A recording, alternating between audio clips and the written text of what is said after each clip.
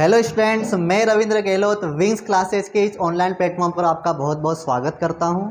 Last topic में हमने reproduction के बारे में बात करी थी।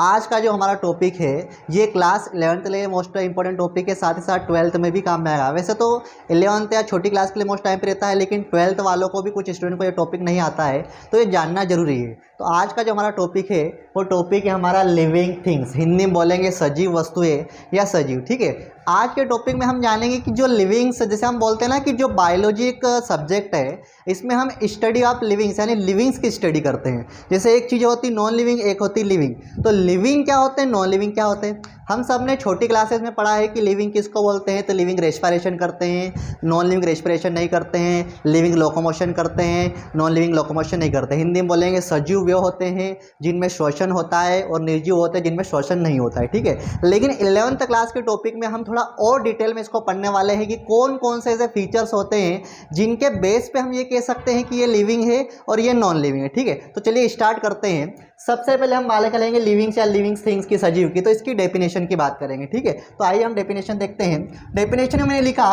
कि living is that can grow, reproduce, respire, they have cell and show all cellular activities. यानी लिविंग्स वे है जिनमें क्या होती है, ग्रोथ होती है, रिप्रोडक्शन होता है, रेस्पायरेशन होता है, कॉन्शियसनेस होता है, साथ ही साथ जो सेल में होने वाली एक्टिविटी होती है वो सारी एक्टिविटी शो जो करता है उसको बोलते हैं हम लिविंग। हिंदी में बोलेंगे जिनमें जैविक क्रियाएं जैसे वृद्धि, प्रजनन, श्वसन तथा कोशिका एवं अन्य क्रियाएं होती है, सजीव कहलाते हैं। यानी सजीव वो होते हैं जिनमें वृद्धि होती है, प्रजनन होता है, प्रजनन के साथ साथ कॉन्शियसनेस यानी चेतना है, समझ होती है, श्वसन होता है, साथ ही साथ जो अन्य क्रियाएं होती है कोशिका में होने वाली सारी क्रियाओं को, ये जो भी क्रियाएं होती है कोशिका में होने वाली सारी क्रियाएं जिसके अंदर होती है उसको हम सजीव होते हैं। उदाहरण मैंने दिया है प्लांट्स या पौधे, एनिमल्स मतलब सारे जंतु, और दूसरा बैक्टीरिया। बैक्टीरिया का नाम भी हम सुना गया, ये सारे सजीव होते हैं। ठीक है, अब देखो डेफिनेशन से हमको थोड़ा मोटा मोटा समझ में आता है कि रिप्रोडक्शन कर रहे हैं, रेस्पिरेशन हो रहा है, ये सारी प्रोसेस हो रही है। लेकिन अगर इसी चीज को हम और अच्छे से डिटेल में समझना चाहते हैं तो देखो मैंने जो डेफिनेशन में पॉइंट्स लिखे हैं उन पॉइंट्स को, या डेफिनेशन में जो चीजें लिखी है उनको पॉइंट्स के फॉर्म में लिख रखा है, और उन चीजों को हम अच्छे से डिटेल में समझने वाले हैं ताकि हमको ये समझ में आए कि लिविंग कौन है, नॉन लिविंग कौन है। ठीक है, सिर्फ बेसिक का डेफिनेशन नहीं, प्योर डिटेल में हमको समझना है कि लिविंग क्या है, नॉन लिविंग क्या है। ठीक है, तो मैंने एक साइड लिख रखा है लिविंग थिंग्स। ठीक है, डेफिनेशन तो हमारी कंप्लीट हो गई है, साथ ही साथ डेफिनेशन को ही और अच्छे तरीके से समझने के लिए हमने ये चीज़ों को पॉइंट्स के फॉर्म में लिखा है। तो मैंने एक साइड लिखा लिविंग थिंग्स। ठीक है, मेनली जो लिविंग्स होते हैं वो 5 कैरेक्टर शो करते हैं, यानी जिसके अंदर 5 कैरेक्टर होंगे, ये 5 कैरेक्टर होंगे जिसके अंदर वो लिविंग्स होगा। तो जाइए आइए हम जानते हैं कौन कौन से वो 5 कैरेक्टर है। तो सबसे पहले मैंने कैरेक्टर लिखा ग्रोथ या वृद्धि। ठीक है, जिनमें ग्रोथ या वृद्धि होती वो लिविंग होगा। दूसरा मेन कैरेक्टर है रिप्रोडक्शन या प्रजनन, जिनमें रिप्रोडक्शन होगा या प्रजनन होगा वो क्या होगा, लिविंग होगा। साथ ही साथ तीसरा लिखा सेलुलर ऑर्गेनाइजेशन, या हिंदी में बोलेंगे कोशिकीय संगठन, तीसरा कैरेक्टर ये हो गया। फोर्थ कैरेक्टर है हमारा मेटाबॉलिज्म या उपापचय, उपापचय क्रिया या मेटाबॉलिक एक्टिविटी भी कह सकते हैं। और पांचवा कैरेक्टर हमारा कॉन्शियसनेस या चेतना या समझ है। यानी ये 5 कैरेक्टर जो भी शो करेगा वो होगा लिविंग, सीधी सी बात। ठीक है, ये 5 कैरेक्टर जिसके अंदर होंगे वो क्या होगा, लिविंग। ठीक है, अब क्या पांचों कैरेक्टर जो होना जरूरी है, क्या सभी लिविंग के अंदर 5 कैरेक्टर होते हैं। ठीक है, तो मैंने आपको यह पॉइंट लिख रखा है। पहले तो हमने पॉइंट समझा growth, reproduction, cellular organisation, metabolism, consciousness, ये 5 पॉइंट को भी हम डिटेल में पढ़ने वाले हैं। ठीक है, इसके पहले हम समझ लेते हैं कि इसमें जैसे देखो ग्रोथ और रिप्रोडक्शन जो लिखा हुआ है, इन दोनों के आगे मैंने लिखा है नॉन डिफाइनिंग फीचर। क्या लिखा हुआ है, नॉन डिफाइनिंग फीचर। ठीक है, यानी सिर्फ इन 2 कैरेक्टर के बेस पे हम ये नहीं कह सकते हैं कि ये लिविंग है या नॉन लिविंग है। लेकिन जो सेलुलर ऑर्गेनाइजेशन, मेटाबॉलिज्म जिसको उपापचय बोलते हैं, तथा कॉन्शियसनेस, ये 3 जो कैरेक्टर मैंने लिखे हैं, इन 3 कैरेक्टर को हम बोलते हैं डिफाइनिंग फीचर। अब ये नॉन डिफाइनिंग और डिफाइनिंग की क्या स्टोरी भाई। नॉन डिफाइनिंग का मतलब है कि इनके बेस पे हम नहीं कह सकते कि लिविंग है। क्यों, क्योंकि ग्रोथ एक ऐसी चीज है जो नॉन लिविंग भी शो करते हैं। अभी ग्रोथ के बारे में बताऊंगा, ग्रोथ क्या होता है तो आपको समझ में आएगा कि नॉन लिविंग भी कैसे शो करते हैं। अगला है रिप्रोडक्शन की बात करेंगे, तो रिप्रोडक्शन जो होता है वो सारे लिविंग करते हैं क्या, मैंने लास्ट टॉपिक में रिप्रोडक्शन को डिटेल में पढ़ाया है। तो मैंने क्या बोला था कि रिप्रोडक्शन जो होता है वो सिर्फ लिविंग शो करते हैं, नॉन लिविंग शो नहीं करते हैं। लेकिन क्या सारे लिविंग रिप्रोडक्शन करते हैं, तो सारे लिविंग भी नहीं करते हैं। जैसे मैंने म्यूल का एग्जाम्पल दिया था रिप्रोडक्शन वाले टॉपिक में, तो म्यूल जो होता है वो होता तो लिविंग है, सजीव है, जीव है, ठीक है, लेकिन वो क्या होता है, रिप्रोडक्शन शो नहीं करता। इसलिए हम ग्रोथ और रिप्रोडक्शन को नॉन डिफाइनिंग फीचर बोलते हैं, यानी इन दो कैरेक्टर के बेस पर डिफाइन नहीं कर सकते कि लिविंग है या नॉन लिविंग है, ठीक है। लेकिन ये तीन जो कैरेक्टर है, सेलुलर ऑर्गेनाइजेशन मतलब सेल का होना, मेटाबॉलिज्म और कॉन्शियसनेस, ये जो कैरेक्टर होता है ये ओनली और ओनली किस में होता है, लिविंग में होता है, नॉन लिविंग में नहीं होता, ठीक है। तो चलिए स्टार्ट करते हैं हम अगला कंटेंट, यानी ग्रोथ को हम डिटेल में पढ़ने वाले हैं। हर एक कंटेंट को या हर एक पॉइंट को हम डिटेल में समझने वाले हैं। तो सबसे पहले हमारा पॉइंट है ग्रोथ, ठीक है। अब ग्रोथ क्या होती है, ग्रोथ किस में होती है, लिविंग और नॉन लिविंग दोनों में होती है, लेकिन नॉन लिविंग में जो ग्रोथ होती है वो एक्सटर्नल ग्रोथ होती है, लिविंग में जो ग्रोथ होती है वो इंटरनल ग्रोथ होती है, ठीक है। इतना समझ में आ गया हमको कि कुछ नॉन लिविंग चीजें भी ग्रोथ शो करती है, ठीक है, वृद्धि करती है। तो ग्रोथ का पहला पॉइंट, तो ग्रोथ होती क्या है, अगर लिविंग की बात करें तो लिविंग में क्या ग्रोथ होगी, increase in mass of cell, increase in mass of cell और increase in number of cell, ठीक है। यानी कोशिका के भार में वृद्धि तथा कोशिका की संख्या में वृद्धि को क्या बोलते हैं, क्या बोलते हैं, वृद्धि बोलते हैं, ग्रोथ बोलते हैं। देखो एग्जांपल से मैंने लिखा, ये एक सेल है, अगर एक सेल से दो सेल बन गई तो क्या हो गया, कोशिका की संख्या में वृद्धि हो गई, कोशिका की नंबरिंग में, सेल की नंबरिंग में क्या, सेल क्या हो गई, सेल की नंबरिंग क्या हो गई, इंक्रीज हो गई, तो ये भी ग्रोथ हुई। लेकिन अगर सेल का मास बढ़ जाए, जैसे ये छोटी सी सेल है, अगर इस सेल में ही इसका मास बढ़ जाए, जैसे आप कोई फ्रूट्स देखते हो, फ्रूट्स में अगर जो स्टार्टिंग में होता है फ्रूट का शेप कैसा होता है, छोटा होता है, लेकिन धीरे धीरे उसकी सेल में क्या होती है, ग्रोथ होती है, तो बढ़ जाता है, शेप बढ़ जाता है, ठीक है। तो किसी भी सेल में अगर उसके शेप या साइज में इंक्रीजमेंट हो जाए, इंक्रीज हो जाए, ठीक है, उसके आकार में वृद्धि हो जाए, उसके मास में वृद्धि हो जाए, तो ये भी एक तरह की क्या हो गई, ग्रोथ हो गई, ठीक है। ये कौन शो करता है, नॉन लिविंग शो करता है, लेकिन नॉन लिविंग कौन से टाइप की शो करता है, एक्सटर्नल करता है या बाहरी करता है, लेकिन इंटरनल ग्रोथ कौन शो करता है, लिविंग शो करता है, ठीक है। यानी लिविंग जो होता है उसका एक फीचर होता है ग्रोथ। अब देखो अगला पॉइंट में लिखा, growth is an irreversible permanent process, वृद्धि एक अपरिवर्तनीय और निश्चित प्रक्रिया है। अगर एक बार किसी सेल में ग्रोथ हो गई, एक सेल से दो सेल बन गई, तो क्या दो सेल से वापस एक सेल बन जाएगी, क्या नहीं बनेगी। हम जब छोटे थे, छोटे से बड़े हुए तो क्या वापस छोटे हो जाएंगे, क्या हमारा साइज वापस बच्चे जैसा हो जाएगा, क्या नहीं होगा। तो हमारे अंदर या किसी भी के अंदर एक बार ग्रोथ हो गई तो फिर उसके बाद वो ग्रोथ क्या हो गई, इरिवर्सिबल हो गई, परमानेंट प्रोसेस है, इसके बाद ये बदलेगी नहीं। एक बार ग्रोथ हो गई तो उससे आगे ही ग्रोथ होगी, उससे कम ग्रोथ नहीं होगी, ठीक है। तो ये हो गई ग्रोथ वाला पॉइंट, ठीक है। ये किस में होता है, लिविंग में होता है। नॉन लिविंग में कौन सी टाइप की, वो भी बता दिया मैंने, ठीक है। अगली अगर हम बात करें, अगला हमारा है रिप्रोडक्शन। क्या है अगला, रिप्रोडक्शन, जिसको हिंदी में बोलते हैं प्रजनन। अब देखो रिप्रोडक्शन का पूरा एक टॉपिक बना रखा है मैंने कि लिविंग शो करते हैं, कौन शो नहीं करता लिविंग, ये सारी चीजें मैंने पिछले जो लास्ट लेक्चर में हमने डिस्कस कराता है, पूरा टॉपिक डिस्कस करा। तो मैं रिप्रोडक्शन के बारे में बस इतना ही बता रहा हूँ कि रिप्रोडक्शन जो होता है, इसमें एक ऑर्गेनिज्म नए ऑर्गेनिज्म से एक ऑर्गेनिज्म नया ऑर्गेनिज्म डेवलप करता है, ठीक है। लास्ट टॉपिक में हम देगा। अगला जो हमारा मेन कैरेक्टर है, अगला पॉइंट है मेटाबॉलिज्म, ये नया पॉइंट है, ठीक है।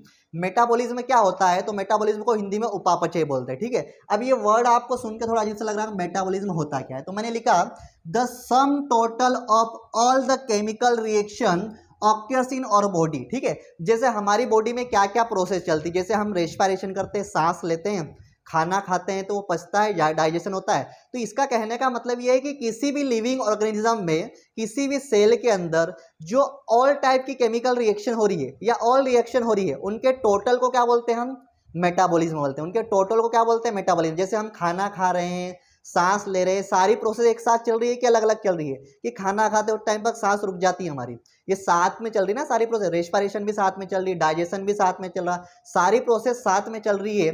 तो सारी प्रोसेस को टोटल को बोलते हैं मेटाबॉलिज्म। क्या बोलते हैं, सारी प्रोसेस के टोटल को क्या बोलते हैं, मेटाबॉलिज्म या उपापचय। उपापचय वे क्रियाएं होती है जो हमारे शरीर में सारी क्रियाओं का योग है। सारी क्रियाएं कौन कौन सी, श्वसन, पाचन, उत्सर्जन, यानी हमें शरीर में जितनी भी क्रियाएं हो रही है, हम खाना खा रहे हो, पच रहा है, सांस ले रहे हैं, सारी प्रक्रियाएं एक साथ चल रही है, सारी क्रियाएं एक साथ चल रही है। इन सारी क्रियाओं के योग को क्या कहा जाता है, मेटाबॉलिज्म या उपापचय। अब ये मेटाबॉलिज्म जो होता है इसको हमने दो टाइप्स में डिवाइड कर रखा है। पहला है केटाबॉलिज्म और दूसरा है एनाबॉलिज्म, ठीक है। मेटाबॉलिज्म के अंदर दो टाइप की एक्टिविटी हो रही है, केटाबॉलिज्म और एनाबॉलिज्म। केटाबॉलिज्म को हिंदी में अपचय बोलते हैं और एनाबॉलिज्म को उपचय बोलते हैं, ठीक है। केटाबॉलिज्म के अंदर क्या होता है कि कॉम्प्लेक्स सब्सटेंस को सिंपल सब्सटेंस में तोड़ा जाता है, ठीक है। वो रिएक्शन जिसमें कॉम्प्लेक्स सब्सटेंस है उसको सिंपल सब्सटेंस में क्या कर रहा है, कन्वर्ट किया जाता है। जैसे एग्जांपल दिया मैंने डाइजेशन, इससे समझ में आएगा डाइजेशन क्या होता है। डाइजेशन यानी हम जो भी खाना खाते हैं वो पहले पचता है, उसके बाद अवशोषण होता है, पहले डाइजेस्ट होता है, उसके बाद क्या होता है, एब्जॉर्ब होता है, ठीक है। तो हम जो भी खाना खा रहे हैं वो सिंपल फॉर्म में है या कॉम्प्लेक्स फॉर्म में, तो हम जो भी खाना खा रहे हो किस फॉर्म में है, वो कॉम्प्लेक्स फॉर्म में। जैसे हमको हमारी बॉडी को क्या चाहिए, कार्बोहाइड्रेट चाहिए, प्रोटीन चाहिए, फैट चाहिए, ठीक है। फैट को हिंदी में बोलते हैं वसा, ये सारी चीजें हमारी बॉडी को चाहिए। तो हमारी बॉडी को जो चीजें चाहिए वो डायरेक्ट फूड में तो है, लेकिन कॉम्प्लेक्स फॉर्म में, जटिल रूप में है। तो उस कॉम्प्लेक्स फॉर्म में, जटिल रूप को क्या करते हैं, सिंपल फॉर्म में कन्वर्ट करते हैं। उसके बाद बॉडी क्या करती है, डाइजेस्ट करती है। डाइजेशन वाले प्रोसेस में क्या होता है, सिंपल फॉर्म में कन्वर्ट करते हैं, उसके बाद एब्जॉर्ब होता है। तो डाइजेशन में क्या हो रहा है, कॉम्प्लेक्स फॉर्म से सिंपल फॉर्म में कन्वर्ट हो रहा है, किसका, फूड का, ठीक है। तो ये किसके अंदर आ गई, कैटाबॉलिज्म के अंदर आ गई।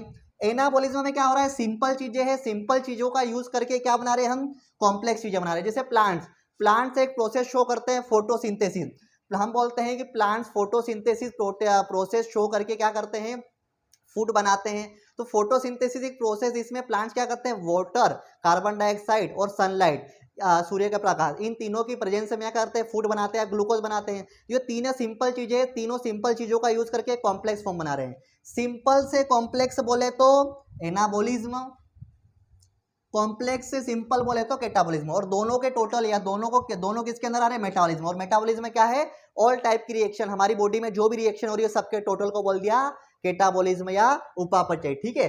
अगला हमारा जो कैरेक्टर है वो है सेलुलर ऑर्गेनाइजेशन। क्या है अगला, सेलुलर ऑर्गेनाइजेशन या कोशिकीय संगठन, ठीक है। तो देखो जो लिविंग होते हैं, लिविंग की बॉडी किससे मिलकर बनी हुई, सेल से मिलकर बनी हुई है। सेल के बारे में मैंने फर्स्ट लेक्चर में डिटेल में पढ़ाया है कि सेल्स क्या होती है, ठीक है। तो जो सारे लिविंग होते हैं उनकी बॉडी कैसे बनी होती है, किसकी बनी होती है, सेल से बनी होती है, ठीक है। तो all living organism are composed of cell, सभी सजीव कोशिकाओं के बने होते हैं, ठीक है। सभी सजीवों में कोशिका होती है, उसका परमानेंट लक्षण है।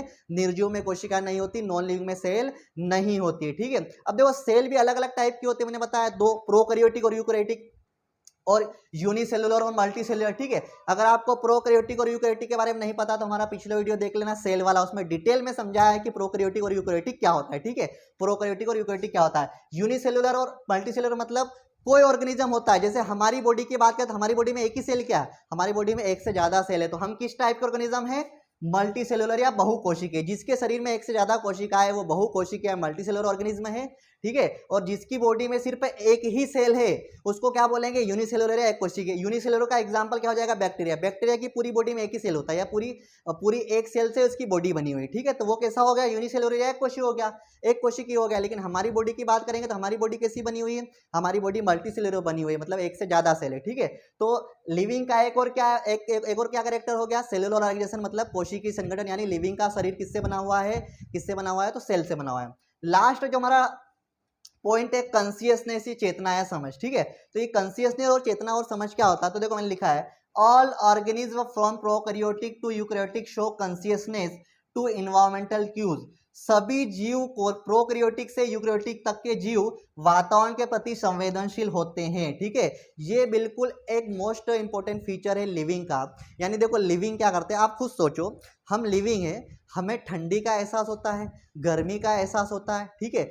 पौधे होते हैं उनको भी ठंडी गर्मी का एहसास होता है। जितने भी जीव होते हैं वो वातावरण के प्रति संवेदनशील होती है, मतलब वातावरण में जो परिवर्तन हुआ उनके शरीर में भी परिवर्तन देखने को मिलता है। यानी वातावरण का आभास होना, किसी भी चीज का अगर हमको आभास हो रहा है तो वो हमारे अंदर एक गुण है, सजीवों के अंदर गुण है, उस गुण को बोलते हैं चेतना या समझ। कॉन्शियसनेस का मतलब है एवरी ऑर्गेनिज्म शो कॉन्शियसनेस, यानी सारे ऑर्गेनिज्म के अंदर कॉन्शियसनेस होता है। मतलब क्या करते हैं, सारे लिविंग ऑर्गेनिज्म जो होते हैं वो एटमॉस्फेयर से क्या करते हैं, इंटरेक्ट करते हैं, या सारे लिविंग ऑर्गेनिज्म के अंदर कॉन्शियसनेस मिलता है। यानी सारे लिविंग ऑर्गेनिज्म क्या करते हैं, चीजों को फील करते हैं, चीजों को क्या करते हैं, फील करते हैं। और ये नॉन लिविंग में होता है क्या, जैसे ये मार्कर है, ये बोर्ड है, ये नॉन लिविंग चीजें हैं, तो इनके अंदर कोई चीज फील होगी क्या, इनको ठंडी गर्मी का एहसास होता है क्या, किसी टेबल को ठंडी गर्मी का एहसास होता है क्या, नहीं होता है।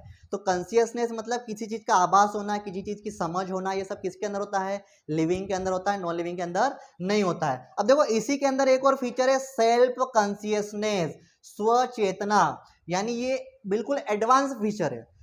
सारे लिविंग के अंदर कॉन्शियसनेस होता है, लेकिन जो सेल्फ कॉन्शियसनेस होता है ना वो सिर्फ किसमें एक्सक्लूसिव फीचर और किसके अंदर होता है, ह्यूमन बींग्स के अंदर होता है। सिर्फ किसके अंदर होता है, सिर्फ ह्यूमंस के अंदर होता है। यानी हम किसी चीज का अंदाजा भी लगा सकते हैं, किन्हीं आंकड़ों का अंदाजा लगा सकते हैं, साथ ही हम कुछ एडवांस सोच सकते हैं।